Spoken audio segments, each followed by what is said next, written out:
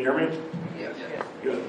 So I've been doing probably program transformations. I think my first tool that I ever wrote was in 1990. And I think I started Smalltalk programming transformation probably in 92, 93. For the past 20 years, I've been doing program migrations. Initially, I was doing Smalltalk ESUG to Visual Age, but probably in the last 10, 12 years, I've just been migrating whatever to whatever, mainly using SmaCC. And so today I'm going to be talking about the SmaCC tools. So initially, SmaCC, we came up with SmaCC probably about 18 years ago. Essentially, it was just a parser generator. And then after a while, we started adding features to it, and to where it became, where you could generate AST nodes, and finally we've added features where you can do program rewriting with it. So here's the basic SmaCC window that pretty much looks the same. I think we have it ported to Visual Works, Visual Age, Dolphin, and Pharaoh. And since I think my talk is titled like enjoying parsing, what I wanted to do was first display something where it's not enjoying parsing by showing the old way we generated parsers. So this is kind of the old UI that we had. So for a simple example, I'm just going to pull up the CSV Parser because hopefully most people can understand what it takes to parse a CSV file. And in this here we have essentially these tabs at the top. The definition has all the text, or all the what it's required to generate the CSV parser. The other tabs are whenever you compile, messages or symbols or item sets may appear, and there's a test tab where it can do testing. Now, SmaCC is kind of conventional parser, so it has both a scanner and the parser part.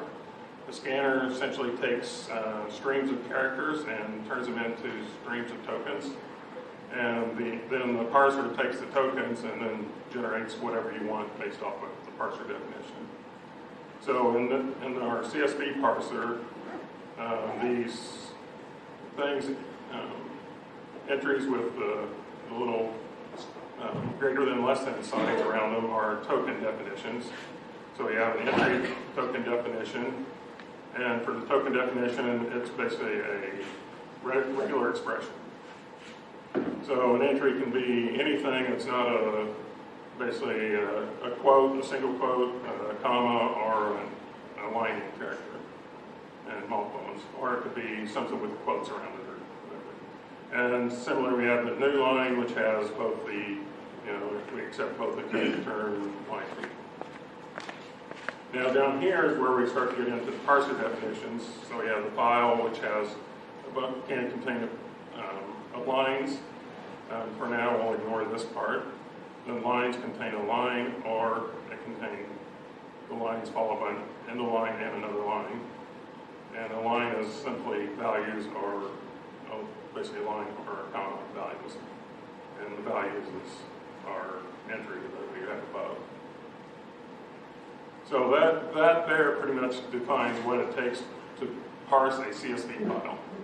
Now, to create an AST, we go through an annotator grammar, and so we add stuff like this here at the top, which says all our AST nodes should be prefixed with CSV, all our AST nodes should have a suffix of node, and the root AST node for our CSV parser is going to be called CSV parse node. And so down here, what we skipped before, these double curly brackets, that essentially is where we define where we want our AST nodes to be. So without having any text inside the double curly brackets, it defaults to the name of the production. So this would create a CSV file node. Now, in this here, where we have the single quotes around stuff, that will create instance variables in the CSV file node. So our CSV file node will have instance variables for line and end of line. Now we also have the double curly brackets around the line, and so that means we'll create a CSV line node, which has a value and comma. Then down here on this missing one, which has no production value, the single curly brackets means we execute code. So that's pretty much most of the features of SmaCC in a little quick 5-minute. So what we can do is we can save this. And so if we look, there are no messages because there's no warnings that came out of that grammar. We have our symbols that it defined. Basically comes from the grammar, has the index. Then we have our item sets. And if you're familiar with the LR parsing, this is the standard item sets that you probably had to do when you was in school. But otherwise, most of the time I have that turned off, and especially with the newer stuff, it'll probably just go away. But that's a tab for it. So we can go over here and test our parser. So we have A, comma B, comma C, and inspect, and see that we have a CSV node. Let's see. We can also go view our code that it generated. So we have our scanner, scan for token. You can see that it's doing checking for character, line feed, whatever. We have our parser. The two important things of the parser are this transition table. Since this is an LR parser, it basically is a table-based parser. Every potential state has, the potential state and the symbols. You can have essentially a shift action for that symbol. You can have a reduce action for that symbol. You can have an accept action or an error action. And so that's what's encoded into this transition table. Whenever you have a reduce action, you need to know how many things you're going to reduce, what the new symbol we're going to shift, and what gets executed. So this is the one for that missing entry down here. So all that gets generated along with these parse nodes. You can see here we have it figured out that the file node, and it had the variable for line. It figured out that it needed multiple lines in there, so it has lines and end of lines. And similarly, the line node has values and commas. So that's pretty much what SmaCC generates out of the box. It's this definition. And if you run into problems with your grammar, say like,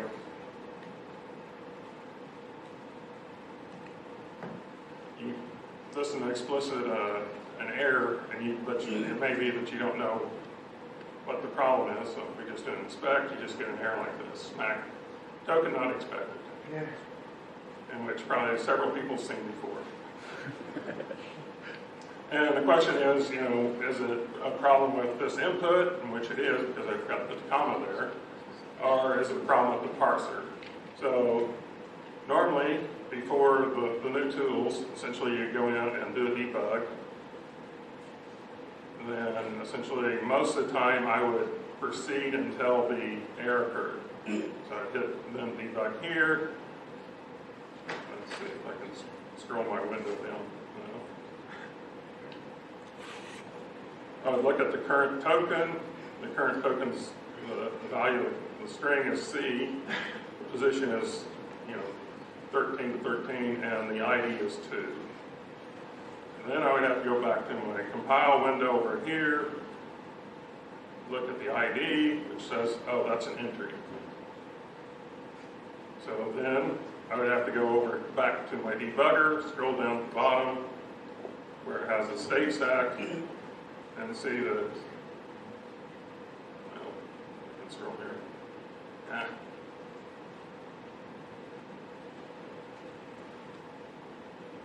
The last ID is 11. So I go back to my item sets, scroll down to state 11, and see that we're at this state here. So we've accepted a line, a comma, and a value, and we're looking for either a comma, a new line, or end of file. And that's our error because we don't have a comma, new line, or end of file, we have an entry. And for this one here, I can say, oh, that's a problem with the input. But that's essentially how I'd have to debug a parser. So that's the old way of doing things. The new way, so we have, I have a newer input, in which this is using the new G toolkit, I think the RIC text editor. So we have syntax highlighting, so it makes it easier to distinguish parts of what's part of the grammar from the parts that are part of the annotations to create the AST nodes. We also have things like you can expand out the values. So for this one here, it's pretty trivial because I could just look down here, but if it's a larger grammar, that might be several pages down, so you can expand it out in line and see what the values of each one of the entries are. And yeah, so we also have. John? Yeah. If you modify inside the nested box, it modifies the. That's a feature I want to have. Okay. It's not there yet. Also have code completion, so I can. And I order the completion, I think, by frequency. So most of the time, I think that's what I want because stuff like semicolon appears, more often than other things. So if I type, S, I probably want the semicolon versus, statement or something.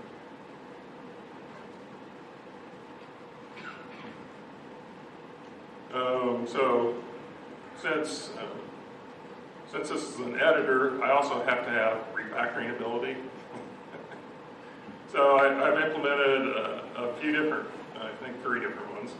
So the first one, I guess, would be rename. So I can hit, Command R and rename.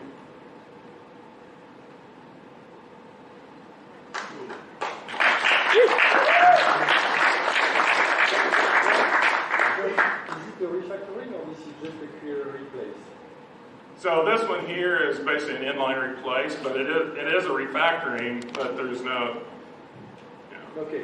Rename has never been a big refactoring, even though it's like the most used refactoring. Yeah. Implemented, it's pretty trivial. So the other 2 that would go along with grammars are extract. So if I do Command E, something extracted. And of course the inverse inline. So Command I. What I want to do, but then is to, if there's no further references to that, to delete this. But so, that's just the refactoring part of that.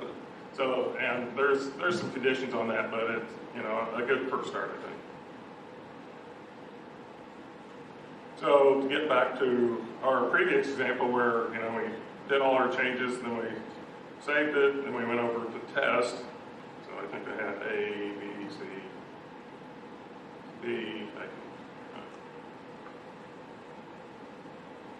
can inspect that. We still have our file node, but if I do the quotes around this here and put another letter there, we'll get our debugger. And this here is the same debugger. However, we have this little button here to switch to SmaCC Parser. You can default it to where it automatically opens up to the SmaCC Parser debugger. If we switch to that, we'll see all this interesting stuff here. So we have our parser stack, which since we're just starting to parse, we have nothing there. We have our possible actions that we can do from this point. So here are all the possible things we can see. We have the input and some scanner state, and if you want to, you can still use kind of the old step and sim through the old debugger. So one of the things of this debugger, it actually goes by your actions, so you can hit next token, get the next token. And you see here that, okay, the next token's entry, you select it, it's highlighted down here in the input. The possible actions shows that it's going to be a shift action. So you could just hit either through action to go through the shift. And so now, that's shifted onto our stack. If you get the next token again, you'll get a comma, and it's saying reduce. So you can do into reduce, and it will actually show you the code that's going to be executed for that reduce statement, but I'm just going to do next token for now. And actually, you can also do skip to cursor, so if you have a big long file, a 50K file, and the error is always right towards the end, you can scroll down to the end, hit step to cursor.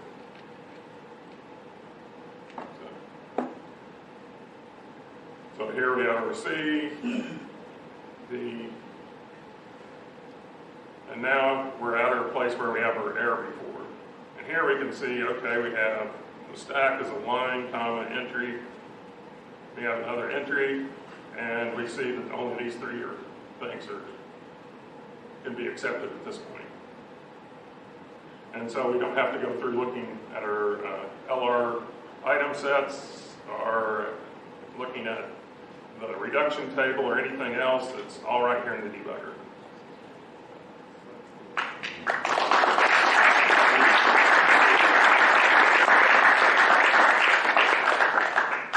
John, Yes.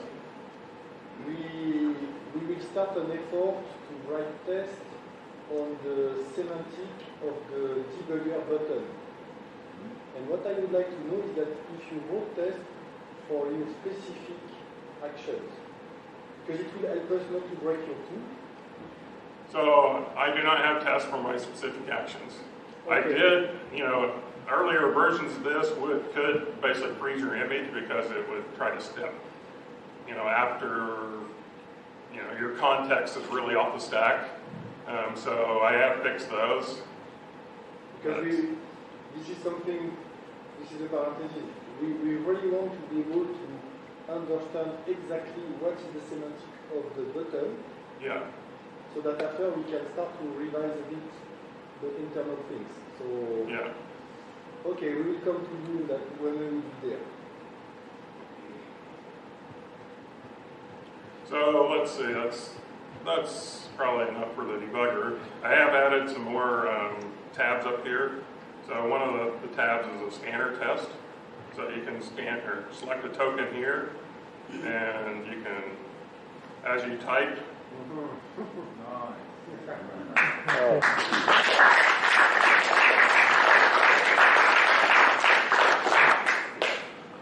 And if you start to enter in garbage, it shows you the garbage.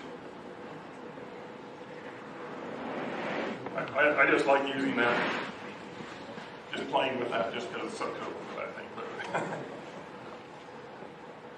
And I wish that it would be on the regex package that's already there, so I could, because every regex has their own little syntax. I also have a thing for testing a bunch of files, so essentially I'd open it up. Let me switch to a different parser here. You need to resize the window. Yeah.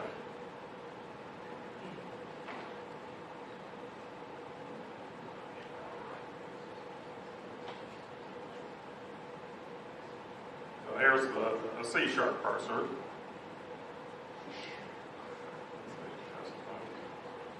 Where essentially whenever I develop these, normally I'm given like some customer's code, and so I have to parse, there are 3,000 files or whatever, and so what I have is a big directory, so I just want to say, parse everything in this directory, which I have to resize the windows again.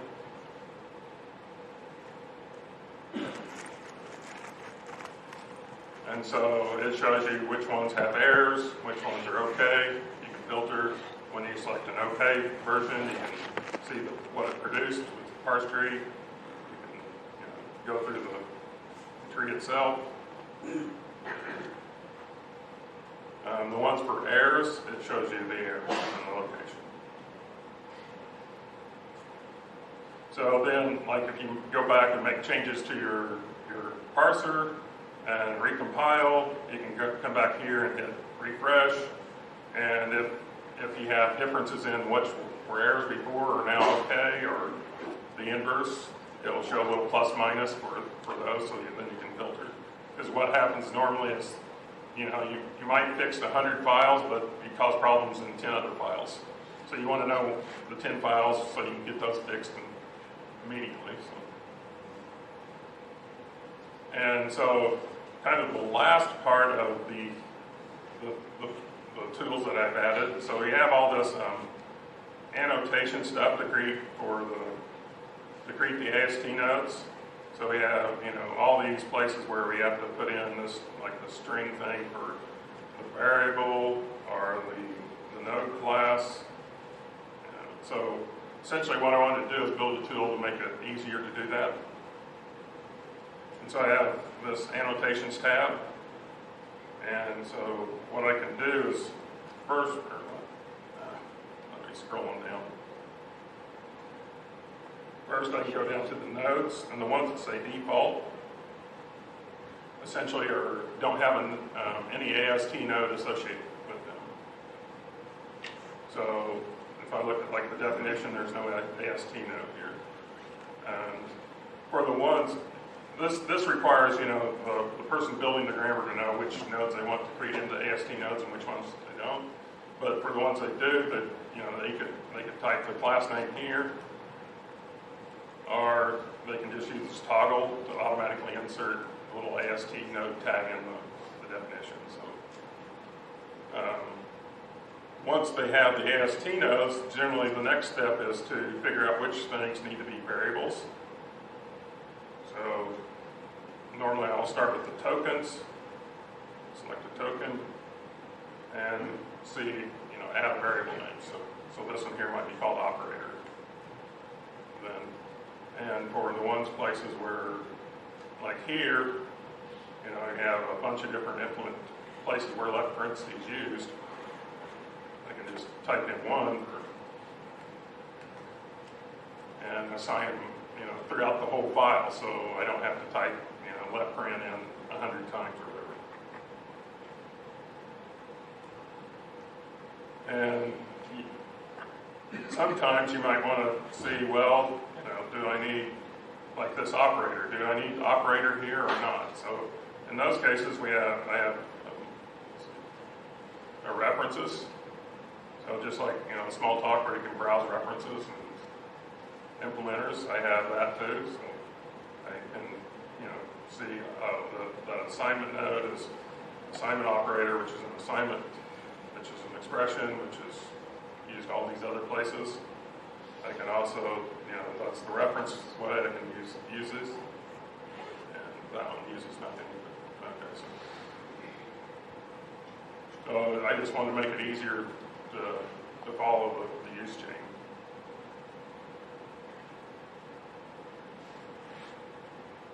And let's see. I also show like the ones where for a token, I can define a method that gets executed whenever the token is matched. So I can show the method source here too. So I think that's pretty much kind of my new version of the tool. So hopefully it's a little bit more enjoyable than the previous version. I would suggest if you're on Visualworks or VA, you'd probably use this tool to get your grammar, then copy it over and compile it under the Visualworks or whatever. But so, does anybody have any questions? Yes. So, can this be applied to parsing? Actually, it can be like parsing any source kind of. But do you have any transformations that would build real objects out of the parsed nodes?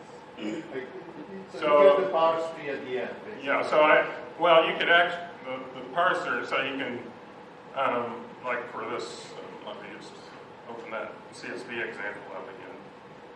So at the bottom here, I actually defined what action. So you can define any action you want for any of those reductions. And so if you just want a simple expression grammar where it just evaluates, 3 plus 4, you can have it just return 7. You don't have to return an AST node. You can just return 7. But generally, anymore, I kind of prefer the AST nodes because then I can, potentially use them for something else that maybe not. And in fact, for the grammar that I use to parse the grammar, it originally just created all the objects behind the scene without any AST nodes. But that doesn't lend itself to stuff like, I want to refactor, I want to syntax highlight, and so I rewrote it where it now produces ASTs. Yes? No, it's a question about the tools. Did you develop them all by yourself, or did you get help from 10 people? So this here, the syntax highlighting, I looked at, I am one of the think people now, I guess. I did, I looked at their example, but, it's fairly simple. The completion stuff, I was the one that's kind of supposed to be doing that, so the bugs in that are mine. From my experience, it's fairly easy to use this. I didn't have to, contact them too much to work. So John, I have 2 questions. From your experience, what is the speed boost that you got? So that's the biggest problem is that most of these grammars I created back in the old days. And in fact, I didn't use the text editor. I didn't use the tool itself. I used my own text editor. I have one for you if you want. I have a couple of ones that you can write for us. Go for it. So I did use a little bit of the annotations, and it's so much easier using the new tool instead of trying to search through the text and insert it in. I know. I was copy-pasting into another text editor. If you look at this, that C# grammar, it's like 50K. You don't edit 50K files in a little window. You have to use something a little bit more powerful. And my other question is, what kind of tool you would like to have for the transformation? Because now you show us the parsing part. Yeah, so I have my own tool that I use for my migrations. Let's say I have an example here. Did you see the tool that you read? I don't know if it's here. Yes. You read the tool to see the matching of the expression. So it was not on the not on the SmaCC runtime. This is on the RP part3 matcher. Yeah, I have a tool, or basically you can send the debug match. So normally you'd send match to your trees to see if they match. I have a debug match that shows the tree and highlights the part that match and highlights the part that doesn't match. Yes. So the previous question was about how fast you get with this one. My question is about how do you feel? Well, I feel a lot better only having to type in stuff once instead of like 50 times or something like that. And, the whole code completion, essentially the SmaCC for Dolphin had code completion. So every time I'd ever edit a grammar, I'd, load up Dolphin, even if it meant starting a VM to actually edit the file. So that's how I feel. I feel a lot better with that. Any more questions?